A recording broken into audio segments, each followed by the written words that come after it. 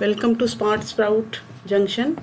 तो बच्चों, आज हम एनसीईआरटी बुक वीणा क्लास 3 की चैप्टर 18 हम अनेक किंतु एक कविता पढ़ने जा रहे हैं। हम अनेक किंतु एक कविता जो है वह एक आनंदमयी कविता है। इसमें भारत की एकता और विविधता का वर्णन किया हुआ है। पहले हम कविता पढ़ेंगे, उसके बाद उसके कठिन शब्दों के अर्थ जानेंगे, फिर उसकी हम व्याख्या करेंगे।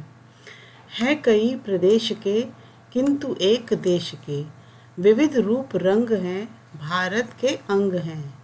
भारतीय वेश एक, हम अनेक किंतु एक। बोलियां हजार हैं, टोलियां हजार हैं। कंठ भी अनेक हैं, राग भी अनेक हैं। किंतु गीत बोल एक, हम अनेक किंतु एक। एक मातृभूमि है, एक पितृभूमि है। एक भारतीय हम, चल रहे मिला कदम। लक्ष्य के समक्ष एक, हम अनेक किंतु एक। तो बच्चों, ये कविता द्वारिका प्रसाद माहेश्वरी जी द्वारा लिखित है। तो बहुत ही एक अच्छी कविता है ये, हमारे देश की विविधता को लेकर के। तो आइए हम इन कुछ कठिन शब्दों के अर्थ समझते हैं। है कई प्रदेश, प्रदेश का मतलब होता है जैसे बहुत सारे स्टेट्स होते हैं, उनको हम प्रदेश बोलते हैं, है ना। किंतु एक देश के, बहुत सारे स्टेट्स हैं हमारे देश में, बहुत सारे प्रदेश हैं, लेकिन फिर भी हमारा जो देश है वो भारत, यानी कि सब मिल करके हम एक देश बन जाते हैं, एक भारत देश बन जाते हैं। विविध रूप रंग हैं, विविध का मतलब होता है अलग अलग तरह के। भारत के अंग हैं। भारतीय वेश एक, हम अनेक किंतु एक। हम सभी अनेक हैं, हम सभी अलग अलग प्रदेशों में रहते हैं, अलग अलग स्टेट्स में रहते हैं, लेकिन फिर भी हम सभी भारतीय हैं, इंडियंस हैं। बोलियां हजार हैं, यानी कि हमारे देश के जो वासी हैं अलग अलग स्टेट्स में रहते हैं। कुछ गुजरात में, राजस्थान, बंगाल, हरियाणा, पंजाब, जगह जगह पर सब लोग रहते हैं। सबकी अपनी अपनी प्रादेशिक बोलियाँ हैं।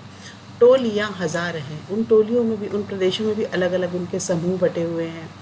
कंठ भी अनेक हैं, सभी अपने अपने अलग अलग भाषाओं में बोलते हैं, अपने क्षेत्र की भाषाएं जो हैं उनमें बोलते हैं। वहीं के राग भी अनेक हैं, यानी कि वहीं के लोक नृत्य, लोकगीत को गाते हैं। किंतु गीत बोल एक, लेकिन फिर भी हम सभी एक हैं। लेकिन फिर हम जिन भाषाओं में गा रहे हैं, लेकिन हम किसके बारे में गा रहे हैं? भारत की एकता के बारे में, भारत के बारे में ही वर्णन कर रहे हैं।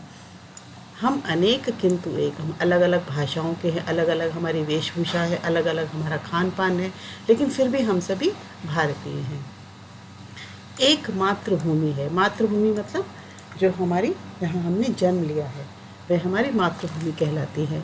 एक पितृभूमि है, पितृभूमि क्या होती है? पितृभूमि होती है जहाँ पर हमारे दादा परदादा यहाँ पर रह चुके हैं, उनके भी दादा परदादा, तो ये हमारी पितृभूमि हुई। मातृभूमि क्योंकि हमने यहाँ जन्म लिया है। सभी की, जितने भी हमारे स्टेट्स हैं, सभी के लोग, सभी की ये मातृभूमि क्या है? भारत मातृभूमि है। एक पितृभूमि है, पितृभूमि भी सभी की है। सभी अलग अलग प्रदेशों से हैं, अलग अलग राज्यों से हैं, अलग अलग वेशभूषाएं हैं, अलग अलग खान पान है। सबकी मातृभूमि भारत ही है और पितृभूमि भी भारत ही है। एक भारतीय हैं, हम सभी जन एक हैं, यानी कि अनेकता में एकता है। चल रहे मिला कदम, हम सभी अलग अलग भाषाएं बोलते हैं, अलग